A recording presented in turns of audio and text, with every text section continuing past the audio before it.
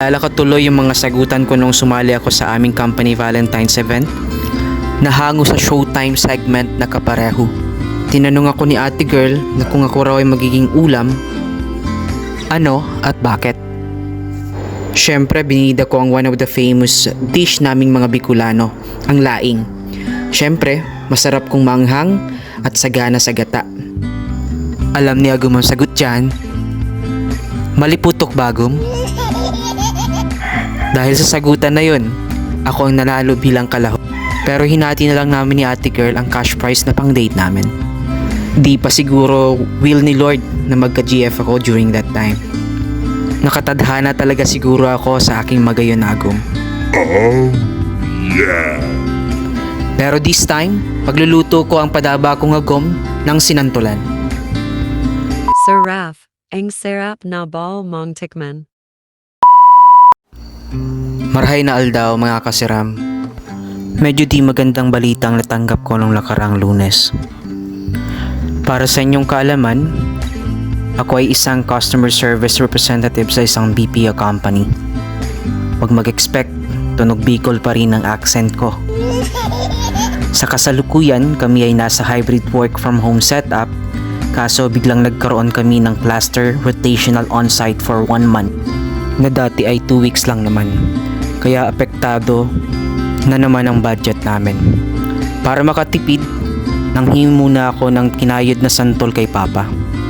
Hinugasan ko ng mainit na tubig para matanggal ang alat at asim dahil sa pagkaburo nito. Parang yung sayo, burong-buro na. Hugas-hugas din pag may time.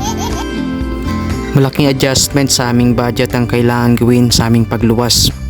Tama kayo ng dinig, isasama ko ng aking pamilya. Mahihirapan kasi si Agum na pagsabayin ang pag-aalaga sa mga bata. Iyakan kasi si Chloe at super kulit naman ang aming panganay na si RK. 3 beses ko palang hinugasan ang kinayod na santol. 2 mangkok lang ng santol ang hiningi ko kay Papa. 1 nyog lang naman kasi ang nabili ni Agum. Kumunti ng tingnan nung napigana.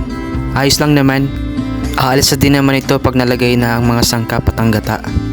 Dito, pinipiga ko na ang unang gata na kung tawagin sa amin ay liputok. Naalala ko tuloy yung mga sagutan ko nung sumali ako sa aming company Valentine's event. Nahango sa showtime segment na kapareho. Tinanong ako ni ate girl na kung ako raw ay magiging ulam, ano at bakit. Siyempre, binida ko ang one of the famous dish naming mga Bicolano, ang laing. Siyempre, masarap kung manghang at sagana sa gata. Alam ni Agum ang sagot dyan. Maliputok bagom. Dahil sa sagutan na yun, ako ang nanalo bilang kalahok. Pero hinati na lang namin ni ate girl ang cash prize na pang date namin. Di pa siguro will ni Lord na magka-GF ako during that time. Nakatadhana talaga siguro ako sa aking magayon na Agum. Oh, yeah.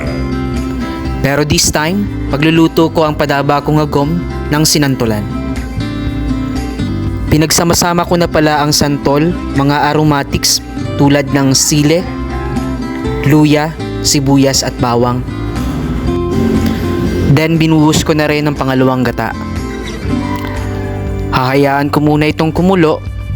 Nagpasya pala ako na sa labas na lang magluto para sa natural lighting. Madilim daw kasi at saka di aesthetic ang aming kusina, sabi ni Agum. Pero manifesting na soon mapagluluto kita sa ating magarang kusina at masayang tahanan. Nang kumulo na ito, akin ang inhalo ang isdang tulingan. Kung magluluto kayo nito mga kasiram, pwede rin nyo naman gamitin ng sardinas o kaya tinapa, laban-laban na ito.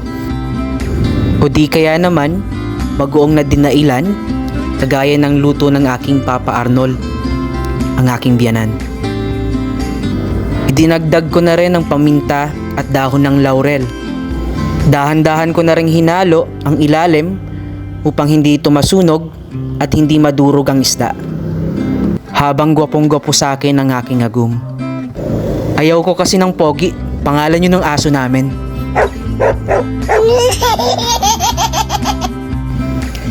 Nang matuyo na nga ang unang gata, akin ang inihalo ang liputok. Liputok ni Agum. Balik naman tayo sa usapang on-site. Salamat sa Diyos at pumayag na rin si Tio Honor. Napansamantalang sa kanila muna tumuloy kami ng 1 buwan. Mag-aambag na lang kami sa pang-araw-araw naming konsumo sa pagkain. Hindi na rin nila kami siningil ng upa. Dinagdagan ko na rin pala ito ng asin. Optional lang naman ang asukal pero sa akin para maging balanse.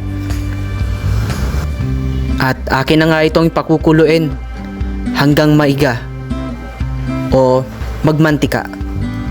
Dapat alalay lang sa apoy para hindi masunog ang ilalim. Nagdagdag rin pala ako ng ginisa mix. Ginisa mix, bikini man. Muntik pang maging bangot ang dumalaga ni Kuya Tisoy. Dahil sa mga simpleng bagay na ito, ay mas pinili kong mamuhay dito sa probinsya kaysa sa Maynila. Sariwa ang mga pagkain, sariwa ang hangin, at napakasimple lang ng buhay. Tsaka di pa rin naman kaya makipagsabayan ng sahod ko sa cost of living na meron sa Maynila. Na kailangan lahat mong bilhin, napakabilis ng oras, para kang laging may hinahabol.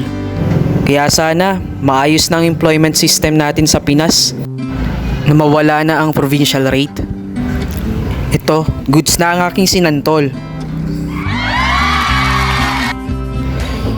Parinito ko na rin pala ang natirang isdang tulingan. Bagay na bagay ito dito. Bago matapos ang bidyong ito, nais kong sabihin sa inyo na nasusulat, kaya kong harapin ang kahit anong kalagayan sa pamamagitan ng tulong ni Kristo na nagpapatatag sa akin. Peace out, mga kasiram.